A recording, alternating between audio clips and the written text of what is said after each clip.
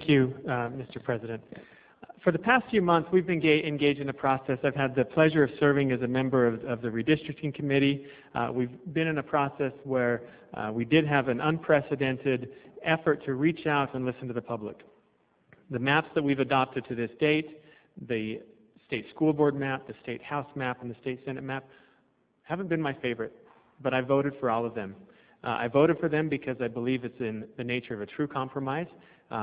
If I could draw a map in a room by myself, the maps would have all looked very differently. But it's been a compromise. It's been a give and a take, and I believe they do a reasonable job. They could do a better job, but they do a reasonable job of representing the communities that are affected by these maps. The congressional process was different.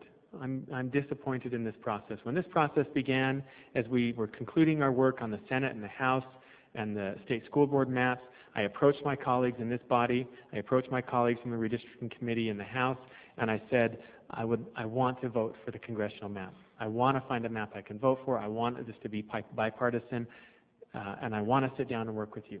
And the response that I got unanimously was, we'll let you know. The congressional map was different. We did not have a voice. We did not have an input. And the people who are represented by the Democrats in this room today had no representation.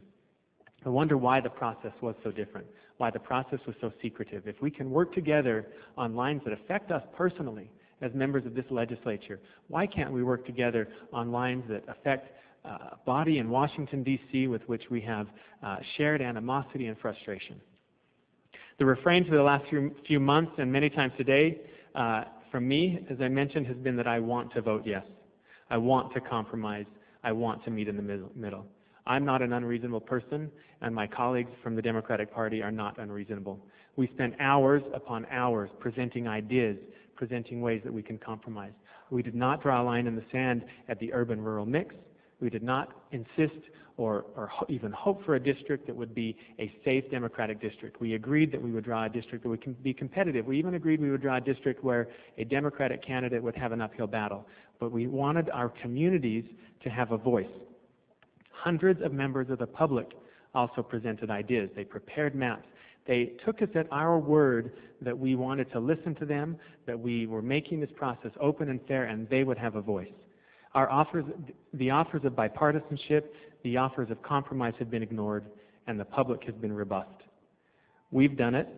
We've managed to accommodate. We've managed to pat ourselves on the back today that we have found a map that accomplishes the goal, that will pass, that will receive the 15 and 38 votes in the 15 votes in the Senate, 38 votes in the House. What we've also managed to do is accommodate the egos of politicians who have ambitions of being congressmen. We've managed to meet the partisan goals of drawing 4 districts that are greater than 62% Republican, but we've done it at a cost. First of all, I will point out that this is not a committee bill. The committee in its work, we culled through the hundreds of maps the public had submitted, and we narrowed it down to 6. Of those 6 bills, I went to my colleagues and said, many of these, probably all of these, I could find a way to support. I don't love all of them, but this is something that I think Democrats could support. Some, maybe a majority, and maybe all Democrats could support these 6 bills. I was optimistic at that point. I was disappointed in the second to last committee hearing on September 27th that when the committee convened, there was a new map introduced. It wasn't Assumption 6 that had been adopted as one of the 6 by the committee. It was called Assumption 6A Modified, and it was a completely new map. It was adopted and introduced, and within an hour passed out of the committee is the committee's recommendation. It received more than one dissenting vote. I'll point out that it received one dissenting Republican vote, but there were other members who represent large portions of the public who were on that committee who voted no. It was a unanimous no vote from the Democrats on that committee. We have a map that will pass today, but what's the cost? I'll tell you that my faith in the system has been compromised. I've lost respect for the process, and I've been disappointed by many people in this room. Salt Lake City isn't whole, has been mentioned. Mill Creek isn't whole. Not only that, but Salt Lake City, what many of you may not realize if you're not from the East Bench of Salt Lake City, Salt Lake City and Mill Creek and Holiday, you know, if you find somebody who lives in in Holiday, their address is Salt Lake City. You find somebody who lives in Mill Creek and ask them where they live, they may not even know. I would guess that 9 out of 10 may not know that they live in Mill Creek. They'll say that they live in Salt Lake City. So we can pat ourselves on the back that we did a minor disservice to Salt Lake City by splitting Salt Lake City from Mill Creek, from Holiday, from South Salt Lake, and putting them in different districts, and we managed to do it largely following municipal lines. But we've divided communities.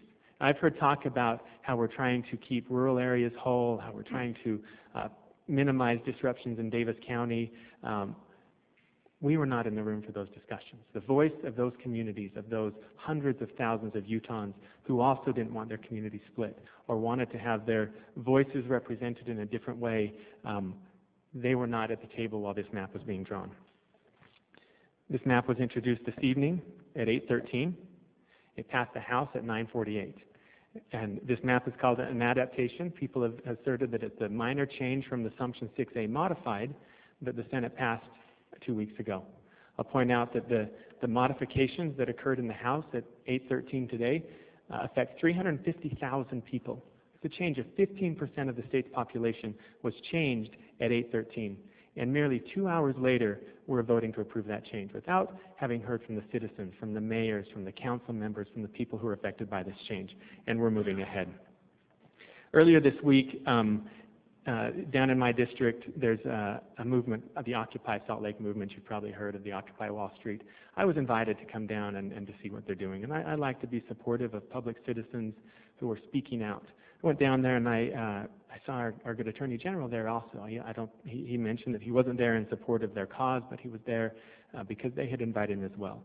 And he said something interesting that I thought, as he told them that this is all well and good to be here camping out, and I'm going to read the quote that I pulled from the Salt Lake Tribune. He said, "At the end of the day, how do you change the system you're complaining about? You've got to figure out how to get involved in politics." Well, what we're telling those people today is getting involved in politics isn't enough. There's been a stated objective that we don't like how those people use their vote, and their vote needs to be contained and divided and put into different districts. There's been discussion on the committee about whether voters are disenfranchised, and I get that there's one definition of disenfranchised, which is to legally deny somebody the right to vote through a poll tax or through other means. But there's another definition of the word disenfranchised. It is to deprive a place of the right to send representatives to an elected body. What we're doing here today by this map is disenfranchising hundreds of thousands of Utahns who have used their vote in a way that some of us don't like. And what we're telling to those people who were down camping out in my district is that we don't want you to be involved in the political process. We don't want you to vote because we don't like how you use your vote. I don't think that's how the Founding Fathers intended it for it to be. I'm disappointed with this map. I think that we have hurt the voters and their trust in the system. We've divided cities, communities, and we violate the very principles that the Redistricting Committee applied to this process of creating districts that are reasonably compact. And we violated that principle in favor of an oft-spoken goal of mixing urban and rural districts. That goal is not an adopted principle of the Redistricting Committee. It's clear to me that urban-rural mix isn't a real goal, but it's a pretext for accomplishing the partisan goal of disenfranchising voters and creating a district that we can predict the outcome. I also, with that, Mr. President, I will vote no. Thank you.